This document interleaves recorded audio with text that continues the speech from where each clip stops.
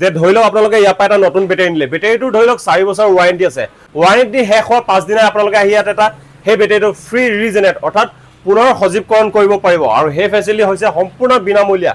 যদি ঘৰৰ ইনভাৰ্টাৰ বেটাৰীটো বেয়া হৈ গৈছে, যদি আপোনালোকৰ কোনোবাই ধৰি লওক ই ৰিক্সা চলাই বা কাৰোবাৰ ই ৰিক্সা আছে তো বেটাৰীটো বেয়া হৈছে, তেন্তে আপোনালোকে নতুন বেটাৰী এটা কিনাৰ আগত ভিডিঅ'টো এবাৰ ভালদৰে চাই লওক। এয়া দেখিছে আজি আছোঁ মই শিৱসাগৰ জিলাৰে, এয়া দেখিছে আপোনালোকে কেপি চাৰিআলিৰ পৰা অকণমান আহিলে আপোনালোকে এইফালে দেখা পাব MS আকৰম আলী বৰা, য'ত বেটাৰী ৰিজেনেট কৰা হয়। এয়া দেখিছে পুনৰ সজীৱকৰণ কৰা হয়, বিনামূল্যত পৰীক্ষা কৰা হয়। যেনেকৈ এয়া দেখিছে বিনামূল্যত পৰীক্ষাকৰণ কৰা হৈছে, অৰ্থাৎ এই বেটাৰীটোৱে কিমান বেকআপ দি আছে এতিয়া তাক তেওঁলোকে পৰীক্ষা কৰিছে। যদি কিবা ডিফেক্ট পায়, ইয়াক যদি ৰিজেনেট কৰিবলগীয়া হয় তেন্তে কৰিব।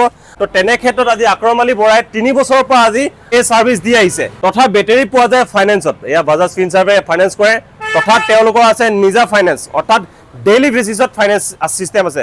একেলগত যদি গোটোৱা ধন নাই তেন্তে তেওঁলোকে ডেইলি বেচিছত অৰ্থাৎ 150 বা 200 টকা বা 120 টকাকৈ তেওঁলোকে ডেইলি বেচিছত পইচা দি পিনি ইয়াৰ পৰা বেটাৰী ক্ৰয় কৰিব পাৰিব। 15 মাহৰ ৱাৰেণ্টি হৈ 145 এম্পিয়াৰ বেটাৰী পাব আপোনালোকে মাত্ৰ 10,500 টকাত।